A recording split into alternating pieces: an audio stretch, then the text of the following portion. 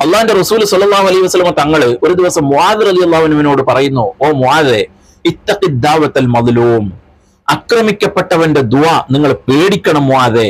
ആരാ പറയുന്നത്? അള്ളാഹിന്റെ റസൂൽ സ്വഹാബത്തിന് പഠിപ്പിച്ചു കൊടുക്കുകയാണ്. അക്രമം എന്ന് പറയുമ്പോ ഞമ്മ വിചാരിക്കുന്ന എന്താ? മാരകായുധങ്ങളെ കൊണ്ട്, കത്തി കൊണ്ട്, വടി കൊണ്ട് അടിക്കുക, പിടിക്കുക, ശരീരം മുറിവേൽപ്പിക്കുക, വേദനിപ്പിക്കുക, ഇത് മാത്രമാണോ അക്രമം? അല്ല. ആ ശരീരത്തിന് ഏൽക്കുന്ന മുറിവുകൾ അത് ഉണങ്ങുമ്പോൾ ചിലപ്പോൾ ആ വേദനകൾ മാറും. പക്ഷേ നമ്മളെ പ്രവർത്തനങ്ങളെ കൊണ്ട്, നമ്മളെ വാക്കുകളെ കൊണ്ട് മറ്റൊരാൾ വേദനിച്ചാൽ, അവിടുത്തെ മനസ്സ് വേദനിച്ചാൽ ആ വേദന മാറാൻ ഒരുപാട് പ്രയാസപ്പെടും. അങ്ങനെ ഒന്നും മാറിക്കൊള്ളണമെന്നില്ല.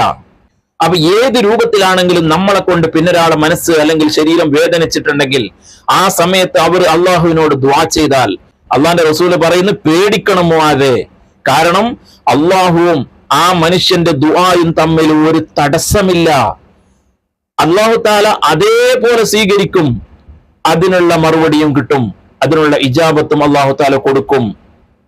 അപ്പൊ നമ്മളൊന്ന് മനസ്സിലാക്കേണ്ടത്, നമ്മളെ പ്രവർത്തനങ്ങളെ കൊണ്ട്, നമ്മളെ വാക്കുകളെ കൊണ്ട് ഒരാളെയും വേദനിപ്പിക്കാൻ പാടില്ല.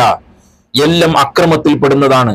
അപ്പൊ അങ്ങനെ ആക്രമിക്കപ്പെടുന്ന ആളുടെ ദുആ അള്ളാഹു താല സ്വീകരിക്കുകയും ചെയ്യും. അള്ളാഹു താല നമ്മളെല്ലാവരെയും നന്നാക്കി തെരുമാറാവട്ടെ.